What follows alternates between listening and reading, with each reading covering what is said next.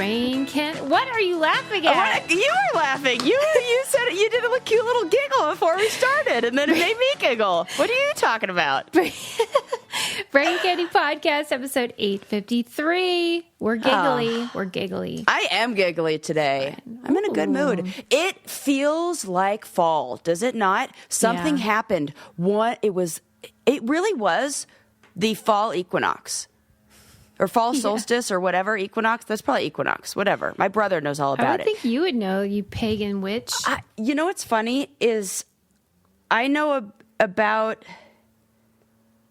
the vibes, but my brother knows about the facts when it comes to he celebrates not regular holidays. He's like, he will text us, forget to text maybe on like Christmas and those big holidays, but he will every single solstice, equinox, he's like, happy start of spring. It's the longest day of the year, whatever he says. Like he said, this is the day where it's in Denver in a few days, or it just passed. It's the exact same hour of sunlight and nighttime. It's like 12 hours and 12 hours and split perfect. I had no idea your brother was a warlock. Yeah, he really is. It makes sense. He's also the one who saw things when he was little, so. Does he ever talk about those visions? He hasn't talked about them. I should ask him. But, when he was younger, he would all the time. He talked about the man in the hat who sat at the edge of his bed, and he always felt safe. Hello. It is weird how that happens a lot with little kids. And how about how years later, my brother had not been home in so long. I was talking to our next door neighbor, came back to visit the house where we grew up, was talking to the next door neighbor. They had a kid. This was 20 years later. Mm-hmm. Saw a man in a hat on the bed. Good Same Lord. description of the hat. Old-timey bowler hat. Isn't that funny? Like, the ghosts What are is always that? so well dressed too. Yeah, Like, can you never hear of, imagine? like, just like schlubby, like Or- sweatpants. I was going to say, can you picture the ones in juicy jumpsuits? That's what I imagine. I want to be haunted by a ghost in a juicy jumpsuit. Trashy oh ghosts my gosh, around could you here. imagine? That Yeah. would be very funny. Why are they all so The elegant? ghosts of Calabasas. That's really funny. Oh, that is funny. Somebody needs to look into that. And like, you always hear people that swear that they've been, reincarnated. They always think they fought in the Civil War. Always. Like, inevitably. You know what I mean? Like, I don't. I think I was reincarnated, but my one is I was a Thai fisherman. Thai fisherman. Yeah, you I'm did telling say you, that. Suze, when I was eating that mango, sitting on that palm tree, I had this like memory come to me that wasn't mine, but was mine, where I was like, what is this? I could feel it right now. It is the fucking weirdest thing. That is weird. Like, I could feel the sensation of what, like, I could imagine looking at my arms and they would be different arms. It's so bizarre. Anyways, I don't know. Truth is out there. I'm going to let it go. I want to believe. She's going to let it go. Oh, God. I'm in a mood. You are. I'm so glad. Yeah. I love when you're in a mood. It's because Susie got me giggling before we started. We were talking did. about, my romantic endeavors. I say that like I have any. No, just like. You could. You keep shutting it all down for no reason I don't whatsoever. shut it down. I just never open it up. That's totally different. That is totally different. If you had a restaurant that never opened, you can't say they shut it down. What I mean It never is, opened. It never opened, but there are people outside knocking and being like, "Hey, can we get some food?" And you're just like, "I can't hear you." Right. I'm like, come back. We're almost done. Yeah, and I'm saying, hey, who doesn't love Frenching? Right. You know what I mean? You're saying you don't have open to the doors. get married for Pete's sake. Just have a nice snog. That's actually the best part is just smooching. It really is. Heavy petting. Kissing slut. Yeah. I haven't kissed in a long time. I know. I do not understand this as a married That's woman wild. who has very strict limitations on who she is allowed to kiss. I cannot imagine being a single lady and being like, no, thanks. I know. It is so... There's something wrong with me. I know. It makes me know. upset. And all That's these people are just all like these people. She says all the, dying there's no, that is the French. most insane thing. Well, I'm anyway. getting nervous just thinking about it. I'm sweating. Is it So sweat? weird. Did it get hot? It is so weird. Is it hot? Whew. Okay. Just having a hot flash. Yeah. Well, anyway, just think about it. And if you are one of these people that is barking up Sarah's tree, just know I am in your corner. I am fighting for you. And I am getting nowhere. Oh, well, thanks, Suze. Maybe I'll open the door a little bit more. Just crack it. A little Just smooch. crack it. Just crack it. Jesus Christ, Sarah. It's fine. Halloween Just is for the coming up. Halloween is a stories. good time. It feels like cuddly season is starting. This feels like, yeah, please. Yeah, Please. yeah. Please. Okay. Well, keep us posted. I will. All right. But okay, wait. I okay. have one more thing to say. Yeah. Because where else am I going to talk about this except for on a podcast in front of a whole bunch of other people? Should I go on the apps? Ugh.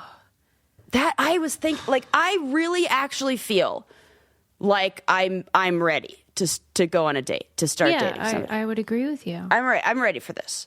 Yeah. Well, are you interested in men or women? Because that changes my answer. Both? Yeah. But, I mean, I did tell myself I would date some women first. You not only told yourself that, but I you told everybody that. announced it here. No, I did that so I could stay. Because, Accountable. okay, here's the thing. Dating men seems easy. It is easy. It's so easy. You're right about Like, that. They Marrying them and like dealing with them is forever. hard. I don't Very know how hard. to do that. I don't. Dating That is them? it. Dating them, no problem. I know exactly. It's almost like a. Like setting a little like mouse trap where you put like the cheese. Like I know the perfect totally is. kind of cheese that they fucking love. That trap is like, ooh, look like Mouse Oasis. They are like, yeah, I want to go there. Yes. And then it works. and then it works. They go in and the then trap I'm like, and oh you're like, shit, oh, now I have okay. a dead mouse and I don't want this. Get out of here. Yeah, but I'm in too deep. Now I gotta marry it or like be committed to it for life. Right. So like I know how to trap a guy, but I don't know how to. On the other hand, a lot, the stereotype about like the U-Haul for lesbians on the first date. Well, that's hello. That's dangerous for me. I get it, but it also sounds easy. Like if that's how they operate, where it's like 100% chance I'm getting married in a week. Okay, well then, how is that confusing? How is that hard? I need a happy medium. Yeah. This is like it's too hot, it's too cold. I need the just right porridge. Mm-hmm. I think that maybe comes from just explaining your intentions. Okay, yeah. To people, just being like, "Here's where I am. Take it or leave it." And then if they take it, then that's great. It's great. Okay, all right. And I mean, there are lesbians just waiting for the moment that you give that green light. Yeah. Okay. Think about but it. no dating apps? No. Oh, well, I mean, if you were just wanting to date men, I would probably go with that. Right. But not for ladies. You have like a whole slew of them, like all the time, just everywhere. Just everywhere. In your DMs, calling me, telling me, please set me up with Sarah. I'm like, listen, I can only do so much. Right. Okay, all right. Good talk. Okay. Ready, break. Keep us posted. Yeah. All right. Anywho, okay. I have to start with this story. Ooh, okay. I know you're all sick of my 30 for 30 journey. But nobody is sick of your 30 for 30 journey. Are you sure? Positive. Susie, I love this sport. I love sports from a Susie angle. Okay. That's how I want my sports delivered.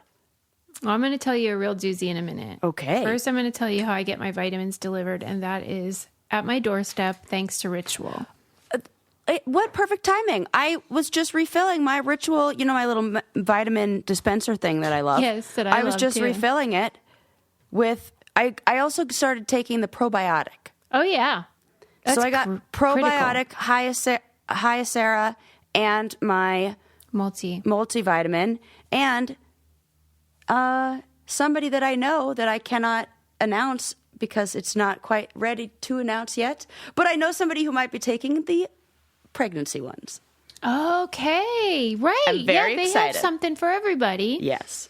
And you're so right. That is a good thing to remember and to point out that wherever you are in your like sort of, hormonal And they journey, say that they really like the orange flavor because it does not make them nauseous. right. And that's important even if you're not pregnant with the mint ones that are mine. I love them. But the highest Sarah is great. Sarah knows I'm on a skin journey. I'm like obsessed with skincare and getting things cooking in a good way to make me look presentable. Mm-hmm. And I love their supplement. It's science-based, blah, blah, blah. Start Hyacera to help minimize wrinkles without compromising on clean science. Hyacera from Ritual is a clinically proven skin supplement you can actually trust. Get 25% off your first month for a limited time at ritual.com/braincandy. Start Ritual or add Hyacera to your subscription today. That's ritual.com/braincandy for 25% off.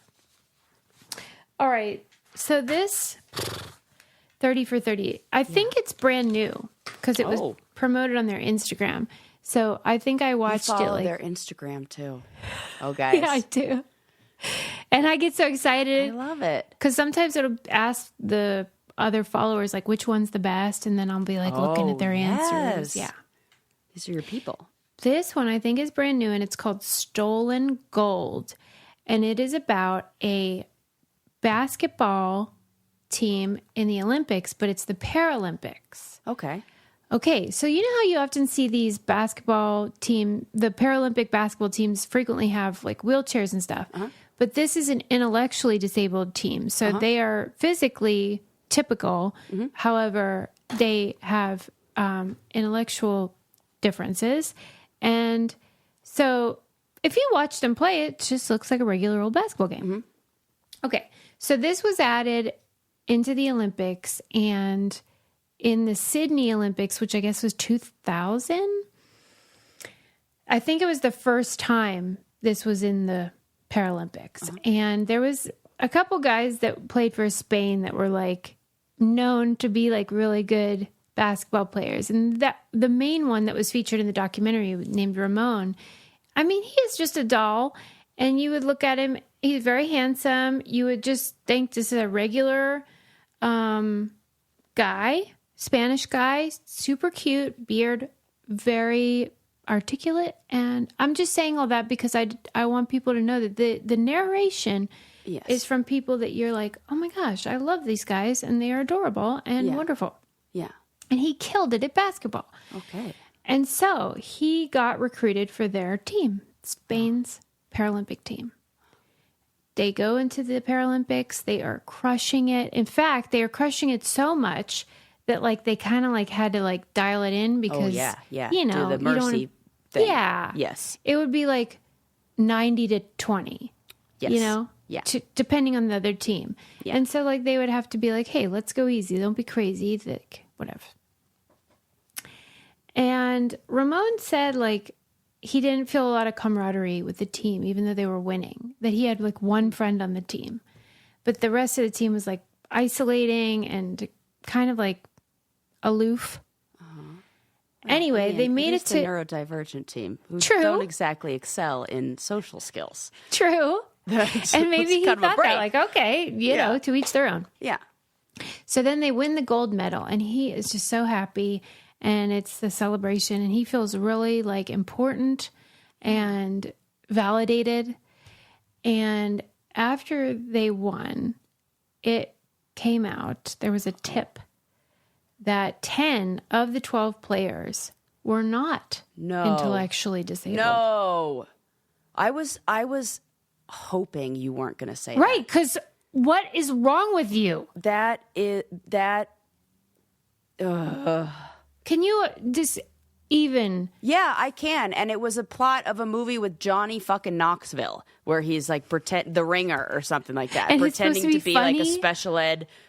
Yeah, like that. And well, that's exactly. Not funny. If anybody was watching the video version, Susie's face was exactly what you would imagine it to be. Yeah, because that's not funny. That's not a funny joke.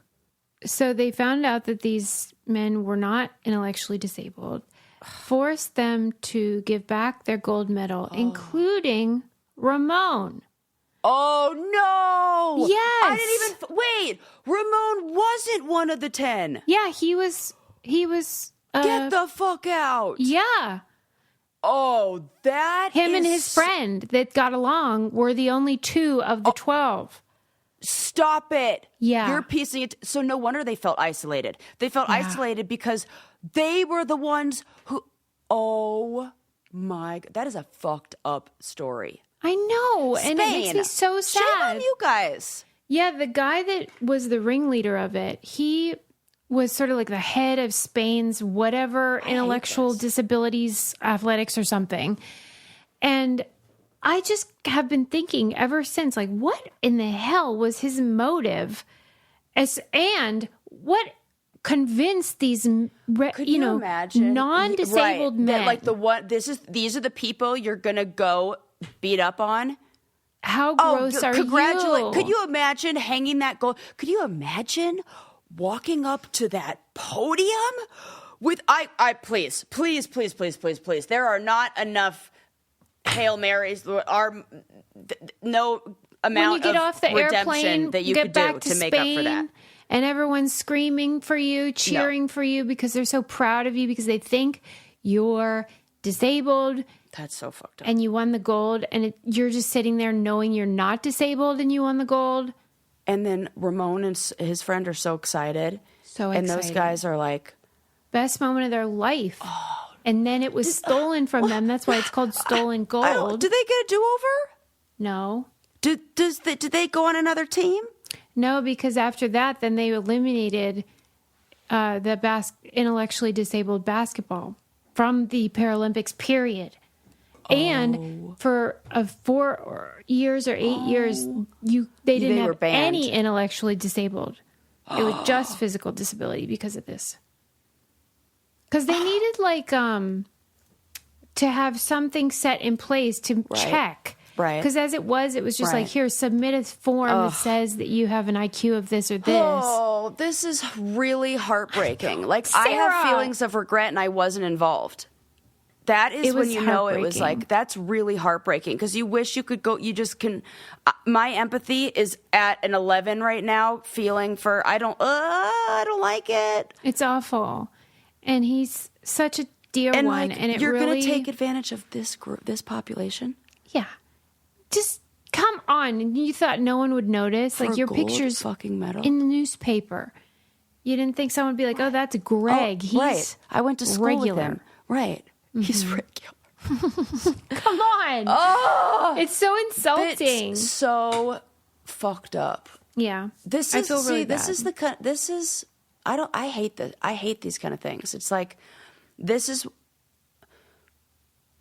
my fear of what's going to happen with Title IX stuff in women's sports and trans inclusion in sports, and somebody's going to fucking ruin it for everyone, and it's going to be the one exception to I don't know, but I'm just scared. Yeah, it's not great for sports. It's not great, and everybody should get to play sports. And I think sports should be... I battled this out the other day. I don't know who I was arguing with, but I definitely argued this with somebody. And I said sports should be, as we said on here, co-ed until... like age 11. Mm-hmm. And let the girls fucking stomp on those boys.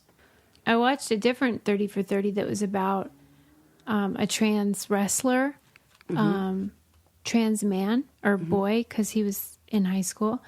That one was called, I think it was called Mac Wrestles, something like that. The boy's name was Mac. And what it showed was sort of what you're describing, but the problems with it where...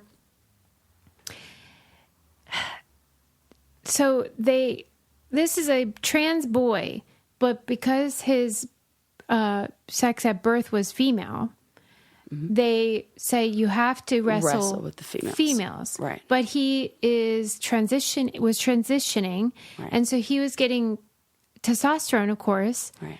by a doctor, and according to the rules, that was okay. That you could, as long as a doctor was prescribing something, then that was still fine. Right. So he was wrestling girls, of course, winning. Of course.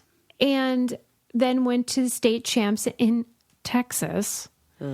And it was this catch-22 where, like, people were, of course, upset that this person getting testosterone was wrestling girls. Right. But then he said, you're not allowed to be on the boy team? Right, I want to be on the boy team. Of course. I want to wrestle boys. Of course. But they wouldn't let him do that either. So they kind of create this thing where you can't win. Right. And that's the fucked up part. And That's they want messed you to just up. hit the road. Yeah.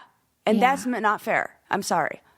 Right. And when people are so, not you people, you guys listening, well, they're you nice. are not the problem.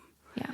The problem is with other people who don't even realize how many people are trans and they don't even, you just don't know it. And it's like there's a whole population that is not just going to disappear because they don't want them around. Yeah. That's not how that works. There were Right. trans people before all of these laws and regulations, before all that, and there will be in the because that's how biology fucking works. Hello. Ugh. I hate it. I know. It's a real problem. We saw that with ignorance. the regular Olympics too, of course, with the boxer Yes. and all that I hate that. shenanigans. But yeah, it's so complicated. We could talk about it all day because there's so many elements. But I know that it's a shame for people that just want to. I want David Epstein to write a follow-up to the Sports Gene, like a second edition. Mm-hmm. Because I know that things change and that I know there's more stories to that. And I just love that book so much. It's easily in my top 5 book. You I should reference it tell him. all the fucking time. I should. Take it writing. Yeah. Here's what you should do, writer. Do what I say with absolutely zero writing experience. No best-selling books. One thing we should all do is talk to somebody about whatever's on our mind. And Yes. our podcast, Brain Candy Podcast, sponsored by BetterHelp, and they can help you talk to somebody who can assist you in Yes. life's difficulties. It's so important. so important. And so we need, I think people don't realize how much a therapist can help with. A therapist is not just there when there's like trauma with a capital T. Like if you need help getting organized, if you need help making friends, if you need help with body image things, if you need help with parenting, if you need help just having somebody to vent to that's not going to like say something stupid, then use a therapist. And you could just go like a couple times, like do a month. It's so See true. what it's like, Just then that's it. get some, you can get your calibration. Yeah. And it helps with whatever you're dealing with, stress, relationships, grief, whatever. Overcome your fears with BetterHelp. Visit BetterHelp.com/BrainCandy today to get 10% off your first month. That's BetterHelp, HELP.com/BrainCandy. Yeah. I think it's, every need- time I'm like, I don't need therapy anymore. I think I'm good. And then I take a break and then I talk to a therapist again and I'm like, What Oh, would you that say was to really good. people like me who are Yeah. like, oh, I definitely need a therapist, but like, I'm a lost cause? oh, what? Like, that's how I feel. No, I don't think Sometimes. anybody's ever lost cause because okay, this is why a therapist is so helpful. It feels like a lost cause in the same way because your job is not to figure out how to get to your goal. That's the therapist's job. That's in the same way that I get that feeling because I use the metaphor that as a therapist, what I am is like the taxi driver. Like you get in the car and you tell me, hey, I got to go to this location. And we're going to pretend the times before Uber and everything, and GPS. And I'm like, all right, I can get you there. And I know the shortcuts and I take these turns and blah, blah, blah, and maybe the road's closed and we got to go another way, blah, blah, blah. But I know the route. You pick the destination. So don't worry about feeling like a lost cause, because that can feel like, oh, I don't know how to get to my destination. Well, that's not your job. You don't have to worry about that. You just decide what the destination is. This is the goal I want. This is like what I want to achieve. And I do that with my clients of like, okay, imagine we're like 6 months in the future. What does your life look like now? What are the things we like come help? And I help them like identify these goals and what these goals are. We work together. And then I have the understanding of what gets to those goals. Mm-hmm. And it feels overwhelming to you, but it doesn't feel overwhelming to me. Mm. There has never been a goal that somebody's came to me with where I've been like, oh, I don't know how to get there. None. Mm-hmm. 'Cause that is what we go to school for. That is the difference between like life coach and therapist. I think that is the difference between like, we know how to, we're like the London cabbies, you know? I mean, I'm convinced. Yeah, I love it. So don't ever feel like that. If you feel like overwhelmed, don't worry. That is a therapy session in and of itself. That just talk through those feelings. Okay. I love it. Yeah. Thanks, Sarah. I got you. All right. So that documentary is bonky. Stolen gold. My heart actually hurts for like when I think about it. Like it really makes me sad for the whole situation. Yeah. And like if you see like what happened in this guy's life, Ramon, he became like addicted to alcohol and stuff, and well, but now he's okay. He's okay. Okay. He lives in like a home for people with intellectual disabilities, and he's doing okay now. But like for a while, it derailed him entirely because he felt like, I didn't do anything wrong. Why do I have to give up my gold? Of course. If you were lumped into a whole team that was cheating and you were the honest guy, please. They should let him keep it, I feel like. Yeah. Anyway, okay. I know about being partners with somebody who cheats. That fucking sucks. It does. And it's even worse when you got screwed and he got to win. He got the gold. Yeah, right. Okay. So National Geographic did this amazing story. That's why I was like late rolling up today, because I was finishing this article. I could not look away. It was so good. It was about, we love talking about people that donate their bodies to science. Yes. And in this case, her name is Susan Potter. By the way, her husband's name is Harry, and I can't get past it. Mm-hmm. But there's got to be a few of those.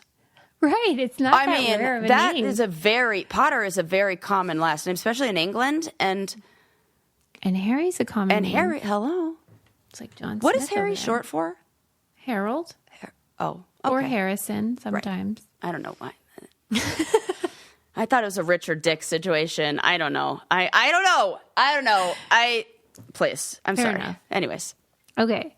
Well, Susan Potter, let me describe her personality type, and you can like fill in the gaps, because I know you know this type of lady. Okay. It's specifically a lady, and I know several of them. They are the kind who are like, probably have a personality disorder. Okay. Highly controlling. Okay. Like just so hard to get along with, complete disregard for the lives of other people and like the concerns of other people, but just totally blinkers on, tunnel vision for their own, like, why aren't you calling me more? Why you don't appreciate me enough? Yep. Okay. I know. I can see it. That kind of deal. Yep. But they also have this side that's so like magnanimous and giving, like that she would like knit hats for like premature babies in the NICU. Oh, that kind where they do these amazingly nice things, but they're also like very abrasive. Maybe the congratulations of doing the very nice thing. Yeah, like look how great I am. Yes, got it. Uh-huh. Okay. This is what Susan I can picture the haircut. Me too. I know the haircut. What does it look like for you? It's like on the shorter side and curly, and definitely like a brownish red auburn. And it's like a bad perm, like curler, like roller set that did, and a little fried looking. And we know this lady. Not personally, but we all do, right? We all know this lady. Yeah. And she had read about this scholar who was working. Like she's getting those catalogs that you order clothes from delivered in the mail. She might not 100%. order from them yet, but she's definitely ordering something that then gets her those catalogs delivered. You know what I mean? And she's got a stack on a mailing of them. list. Okay. Anyways, I'm just painting the picture. Sorry to interrupt. Keep going. Totally. So she had read about this scholar who was attempting to create a modern version of Grey's Anatomy with... Like the book? Yeah, but with actual cadavers that people donate to science, and you're going to make like this 3D modeling computer thing. Okay. That will be a resource to all medical students. And that he had been looking for people to agree to be a part of this. And he had found a man who wanted to do it. And he needed, quote unquote, a normal man, meaning just below 6 feet, never had surgery, like a sort of default all male standard body. parts, no aftermarket parts. And no like extreme height or extreme whatever, anything. Right.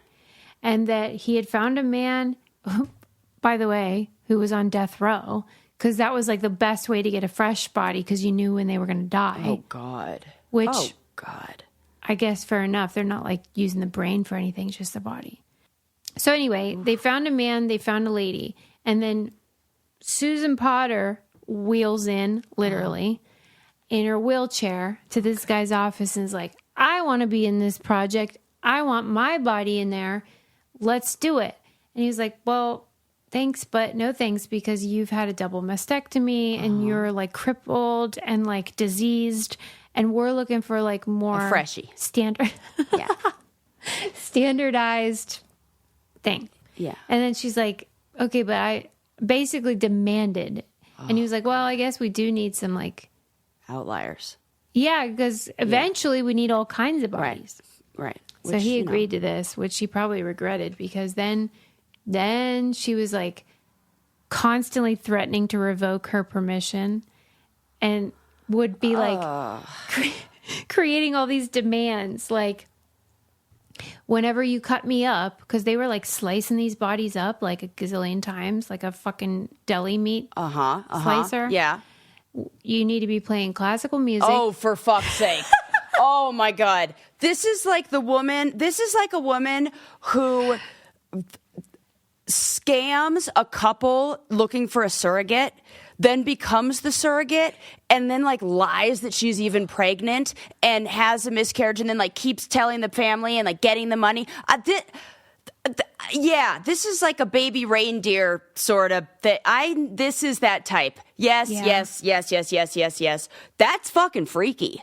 It is. That's she seems dangerous. Article, and she's married, and I'm trying to get a date. I know. It's What's hard. a gal got to do? She's probably leaving the door open more than me. Yeah, right. She's open to love, Sarah. Right. Gosh. Okay. Well, anyway, here's the deal. Yeah. She carried in her pocket for 15 years because they thought she was going to die like within the year because she had all kinds of health problems. And they were like, but did waiting. she though? I hope so, kind of. Mm-hmm. Well, did she though? They thought this seems like she's going. Yep. I don't believe cadaver catfish. I actually don't believe that she was as sick as she claims she was. I think that is attention-seeking behavior. Yeah. All of it. If you're going to that, if you're doing this kind of shit. Do you think she had an elective mastectomy? Well, I bet she had a double mastectomy, but I bet she was one where it was like, you get to choose. You don't have a... I bet if we dig a little deeper... Yes. I know I'm right about this. But she said she would only donate the body if she got a tour from top to bottom of the entire facility. So he had to accommodate that. It seems like too much work. At that point, I would just be like, bye, thanks, but no thanks. I do wonder why they kept with it. Here you go. Right. Take it. What else is it? What else are we doing with it? And she's happened to be from Colorado, and it said how in Colorado that year there was like 150 or so donations of bodies to science. I was just wondering why you think there aren't more. I think people don't know about how you can do that. I think there isn't the education around that. And I think the people, I think it's a smaller group. Okay.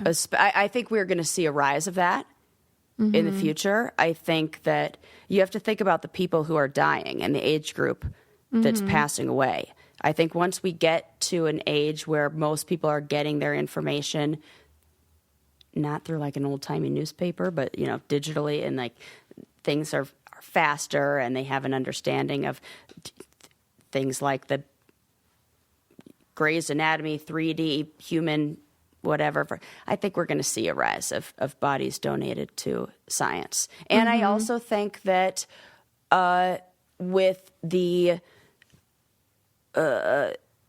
people moving away from organized religion, we are going to see a rise of people donating their bodies to science. I think when you have people who actually want to get buried,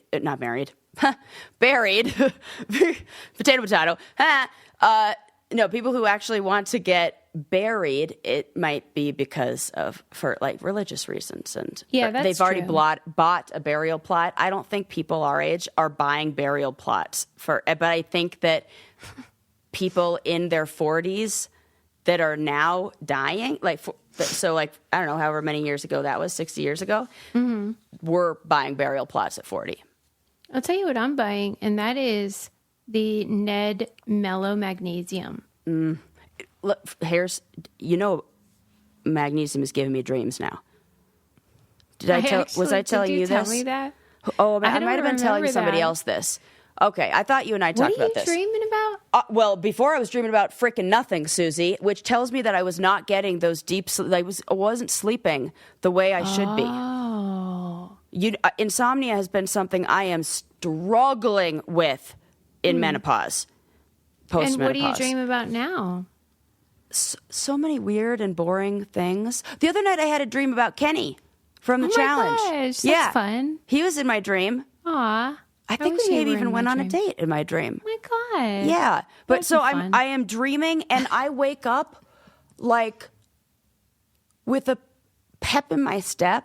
Oh, instead Sarah, of with so that nice. feeling of kind of being strung Like, out. not this like again. You know?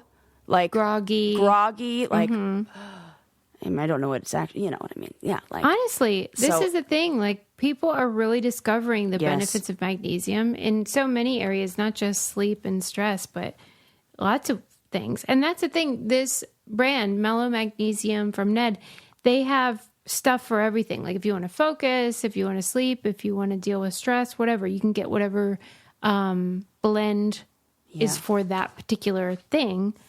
And they have full transparency, so they share all of its third-party lab reports, which I love, and 5,000 five-star reviews. Become the best version of yourself. Get 15% off Ned products with code BRAINCANDY. Go to helloned.com/braincandy or enter code BRAINCANDY at checkout. That's HELLONED.com/braincandy to get 15% off. I used to be such a non-believer in supplements and all that kind of stuff. Yeah. I noticed such a difference in my functioning and like that you wouldn't notice if you did. I didn't know that there was another way to be. Yeah. I was like, why do I need that? It's fine. Mm-hmm. But now if you told me, hey, Sarah, you have to give up your magnesium. Oh, you have to give up your daily vitamins. I would notice a difference when I stopped. Yeah. It's not just like, I hope this is working. Right. You It's not like know. that. Yeah. Like that, I think, is the biggest thing to see. But you don't know until you start it. And you don't even know that you're missing it until you have it. Same with getting my hysterectomy. And now they're not being pain. I was like, oh, shit, I didn't even know how much pain I was in before. Now that there's no pain, I'm like, I was really suffering before. Holy shit. Yeah. You know? It's weird like Right. that, what your body gets used to. You don't know what you got till it's gone. And in this case, it's like the reverse of like a good Right. thing. Yeah. Okay. Next up, You should read that. I'll have Delia put that in the newsletter though, because the whole article is fantastic about the Susan Potter, and the photos are just like unbelievable because you see her preserved. Oh wow! They put her in like this alcohol, like it looked like paste all over her to like preserve it until they slice it up, and then when they slice it up, it's like 27,000 slices, and then. It's because each slice is going to be important to put into like the whatever the heck tech thing they're doing. I think we should be doing this with bodies. I think that is the way to start. And then that's how to use AI. Let AI search through all that and find, like they're using that to like diagnose like breast cancer really early or notice any changes, or that's what I want. Use it for that kind of shit. And they had her record her medical narrative. So then the students can hear her like kind of like life story or life medical story while they're dealing with this. Wow. I mean, she's a pip. Because here's the thing. I guess my takeaway is that like she was probably the worst. Her daughters did not go to her memorial kind of That lady. tells you everything. Everything you need to know about somebody. She was still useful. This is that you know what? That's true. You're probably garbage, but and maybe that's why they kept, because they're like, we're gonna need to have some people who are not, in the standard deviation, like you got to take the good with the bad. We need some that are the outliers. Oh, finally, after all these months, I decided to go all in and watch on Hulu The Contestant.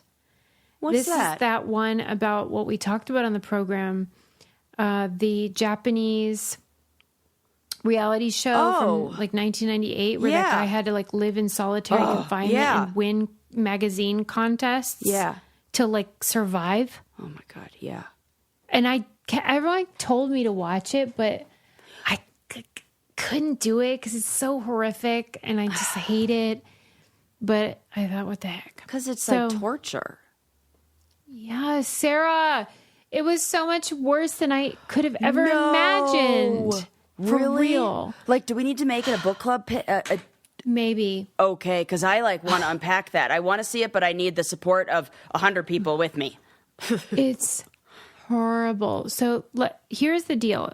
On Hulu, it's called The Contestant, and it is about this reality show that happened right before like the Survivor Big Brother boom. Okay. Yeah. Same as when my show was on. This was 1998. Wow. Okay. And there was just nothing. So like reality TV was a thing, but like not yet really. Right. No, and there was this guy in Japan who created their versions of reality shows, maybe like Mark Burnett type or something. Yeah. And you know how like Japanese shows can be like pretty extreme and like the wild. Most extreme. It's like who smell my farts kind of thing. Totally. That was like a real show. I'm not making that up. You're gonna be like, Sarah, that's a ridiculous thing to say, except I'm just delivering the truth. Okay, so in this case, they had an audition, and this was a very popular show that already existed, but it had ostensibly been a travel show.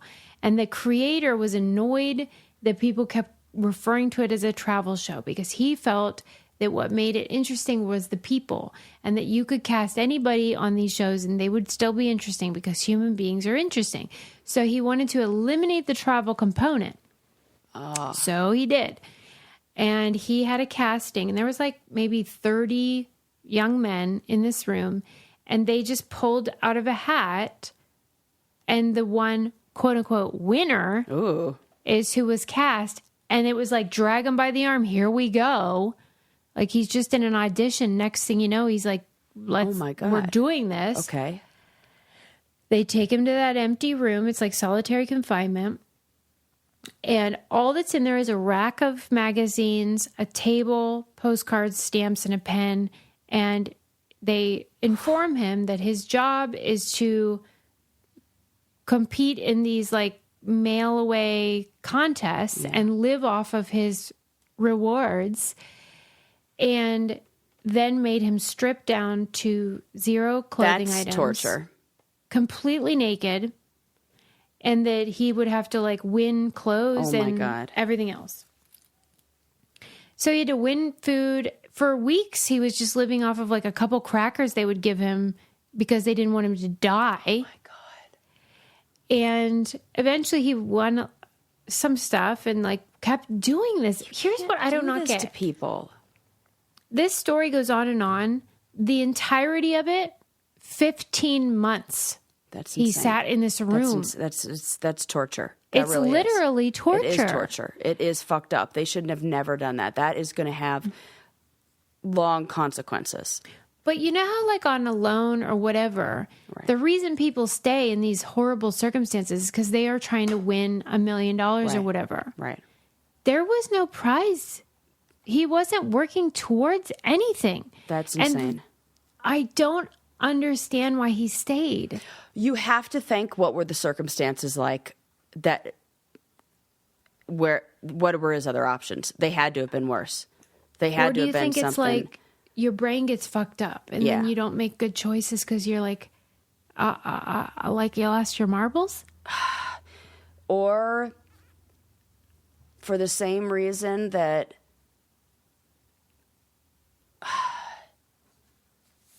the chaos that I grew up with made the chaos of the challenge very manageable and familiar and comfortable in a way. Mm-hmm. And now that would be very uncomfortable now that I've like healed that. Mm-hmm. So maybe there was something that the situation of being in solitary confinement and participating in this game show was more like whatever was motivating him than whatever pleasing else. People or was apparently greater than the discomfort, but it seems it's hideous. It is. I'll tell you it's not hideous. Yeah. And that is my Thrive Cosmetics. Yeah, that's the opposite. That's the opposite of hideous. Yeah. And he would have been really excited if he won them on the contestant because they're the best. They are. And it is that time of year where I have to order my lighter Tuesday shade. Sacrifice. I got to order a lighter shade of foundation because... And a darker shade of lipstick. And a darker shade... Well, I already got that. Duh. It's ready to go. Dark shade of lipstick. Get ready. Halloween coming up. I love those matte... What are they called? Precision? Yep. The Precision matte lip Empower. crayon.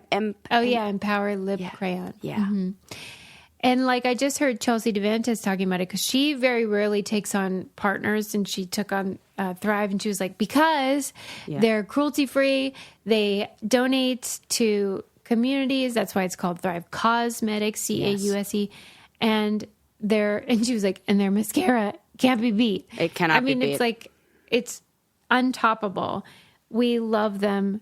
Everything they make is amazing. The Sheer Strength Hydrating Lip Tint is great too. 8 shades for fall. The Brilliant Eye Brightener. Everything is awesome. Spice up your fall look with Thrive Cosmetics, luxury beauty that gives back. Right now you can get an exclusive 20% off your first order at thrivecosmetics.com/brainkitty. That's Thrive Cosmetics, CAUSEMETICS.com/brainkitty for 20% off your first order. Yes. Okay, so then... I won't go through the circuitous path of whatever the 15 months, but at any rate, at 15 months, they take him blindfolded to a studio where there are hundreds of people in the audience. Now, that's got to be overwhelming. Keep in mind that when he agreed to this, there was no contract, but he was told this is sort of probably mostly going to end up on the cutting room floor. It probably won't even get a green light.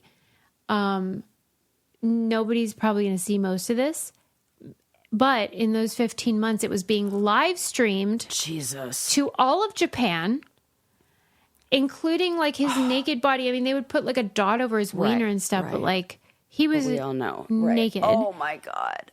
And so they take him to this studio. There's hundreds of people in the audience who all know who he is. They've been watching him for 15 months. He has no idea. Oh, Jesus. They put him in this box that resembles the room that he's been in for 15 months. He thinks it's another room that he's going to have to do more contests. Right. They sit him down. He puts the pillow over his wiener, which is what he'd done the whole time. And then the walls of the box collapse. Yeah. And he's just seeing hundreds of people staring back at him, clapping. So crazy. It's cruel. How would your brain even handle that? Naked. Oh my God. And you can watch it. He is paralyzed. Like his hand looks like it's stuck in this sort of like tense grip of like, what is happening? Oh God. It's just horrific to watch. Anyway, the creator is not sorry, does not think he did anything wrong, thinks it's great and brilliant what he made. And then this guy's like, it basically will never be the same. Of course he won't. Yeah. This is crazy. And he got nothing. No money, nothing. That should be illegal. He should be in jail. Absolutely. He kidnapped somebody. Yeah, you did. Because you know how, like, when they do with the elephants, Why where they is that not kidnap? Why? Because if he you said, sign... well, the door was unlocked the whole time. He could have left at any time. With no clothes? Oh, my God. What's he going to do? So uncomfortable. You won't believe it. Suze, that's a horror film. Yeah. And it's upsetting that, like, people kind of think, like, but it's great TV, so it's fine. No. You know? That's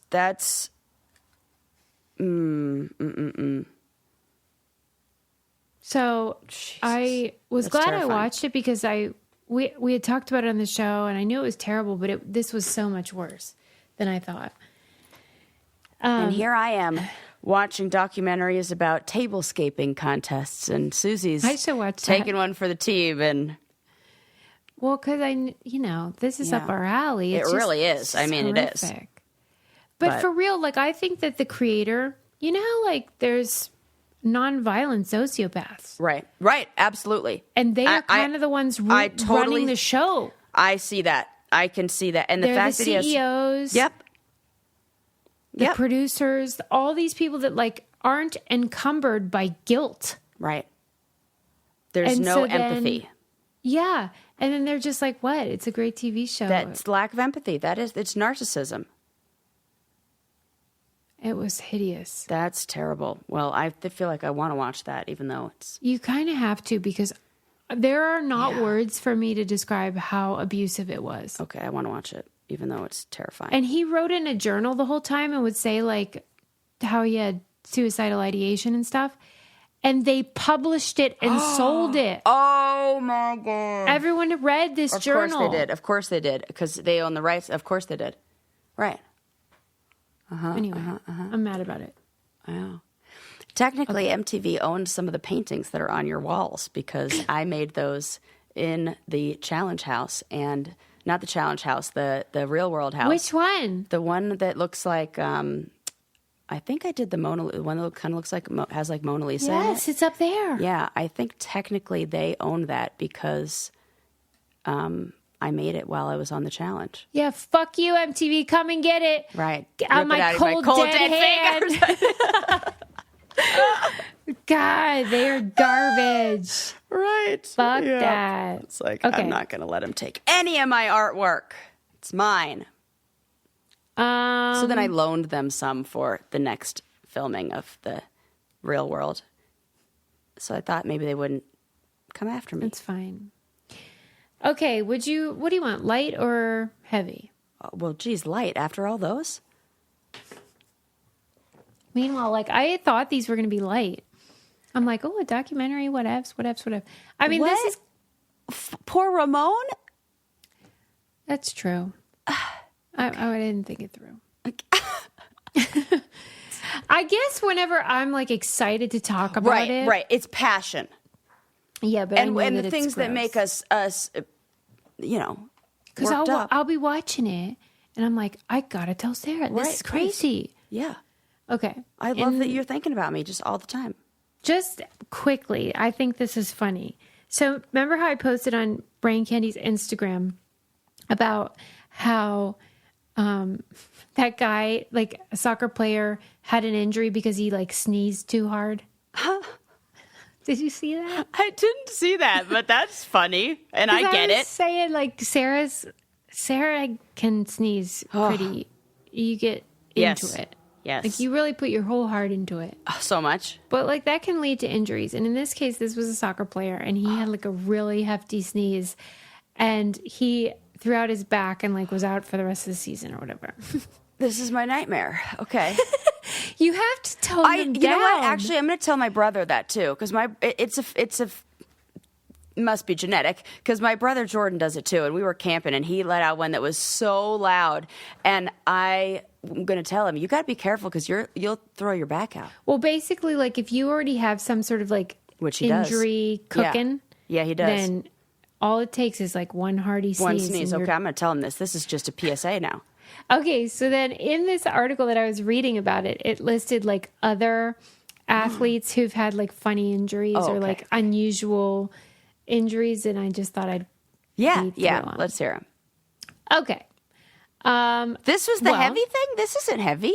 No, this is not the heavy thing. I was like, this is light. No, this is light and delightful. Lindsey Vonn was hospitalized after she hurt her thumb breaking up a fight between her dogs. Oh, she's such a good skier. Michael Jordan severed a tendon in his finger in 1999 while cutting a cigar. Oh, this makes sense for him. This is very validating for me. I bet it is. I'm like, stars, they're just like us. Okay. Yes, Glenn Allen Hill, an outfielder for the Toronto Blue Jays, ended up with cuts and carpet burns after he tried to escape spiders in a nightmare.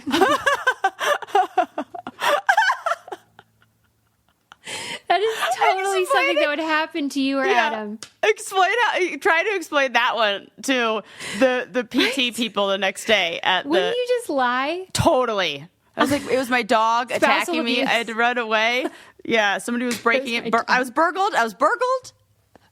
For real, to be like, I was afraid of spiders in my dream. Yeah, that is exactly how I would. It's like hula hooping. Then in 1996, Bruce Walker, a defensive lineman for the New England Patriots, wound up with a chest injury while playing catch with a knife. Sir. You had that coming.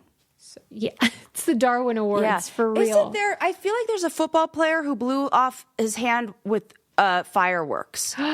You are kidding me. You have to Google that. Yep.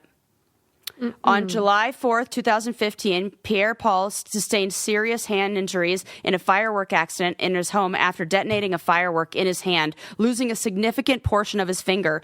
4 days later, he had his right index finger amputated, and he signed a one-year deal with the team on October 27th. Come on. Yeah. What do you think the percentage is? The contract offer rescinded. It was worth $60 million. Was it worth it? Was it worth it for your fucking firework show? I mean, I'm sorry. I don't love any country that much. And now he's a fireworks safety spokesperson. But he kept playing football. It said the NFL had to create a new glove for Pierre-Paul to play football. So he did keep playing, but he did lose. What did he do? He lost a finger? Yeah, he lost his whole finger. He had his right index finger amputated, which I was reading somewhere that if you are going to, a hand surgeon said, if you're going to lose any finger, your index finger is the one to lose because your other hands will compensate for that. You don't need your... Is this pointer finger? What's your index finger then? That's the same. Oh, that's what I thought. Yeah, your pointer finger, you don't, that's the one, if you're going to lose one, lose that one. What? Can you believe that? I would have thought it was a pinky or something else. The other ones are more involved with grip than you think. Wow. Yeah, there's a little fact. This is classic index finger, like stealing the show. Totally. All the spotlight is on that index. Dude, so much pointing. None of the work. Those three pointing back at you. They're the ones who are actually doing the heavy lifting. True. Wow. Yeah, there you go. It's disgusting. Because if I had an injury on that finger, I would be able to lift up heavy things. But because it's on this finger, I can't lift up anything heavy. These fingers, like three fingers, don't work together well. So in a particularly dark moment of Sarah's recovery, which I have to say that the finger injury has probably been more challenging for you in a way. It has. Than the hysterectomy? Yes, it has. And I told my physical therapist that, and they said, yes, this is the most annoying. This is the worst one. And in a particularly dark moment during this injury recovery period, Sarah was like, I wish that I could just get it amputated because then it wouldn't hurt. Yeah. Do you know how bad you have to be in pain to say something like that? I can't begin to describe it. I stopped taking like narcotic painkillers a week after my surgery because I was like, I don't really need it. I'd rather just like take a gummy and I'll be fine. And I didn't like how it was making me feel. This, I was like, I'm going to need more painkillers. You're like, I like how it's making me feel. I'm like, you need to give me more because this is not working and it's not doing, and I still am hurting. Help. Sarah's at the beginning of an after-school special about addiction. Like, I even told her, I was like, I got to like go every other day because I'm terrified of getting addicted to something. My mom's like, for fuck's sake, you're not going to get addicted to taking the prescribed amount every other day. Sarah, relax.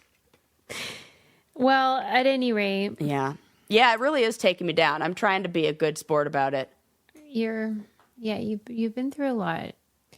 But at least you're not losing $60 million because I'm a dumbass. Right. You know what my finger looks like? Have you ever seen a Chihuahua or some little teeny tiny dog that breaks their leg and then they put them in that little teeny tiny cast and it's just like the most pathetic looking thing that they just kind of like Yeah. That is exactly well, it's not even it is wrapped. What this one looks like. And it just like is this sad finger and I do my stupid little finger exercises and nothing is changing and I swear to fucking God, if they tell me a month from now we have to do surgery and I am out right away.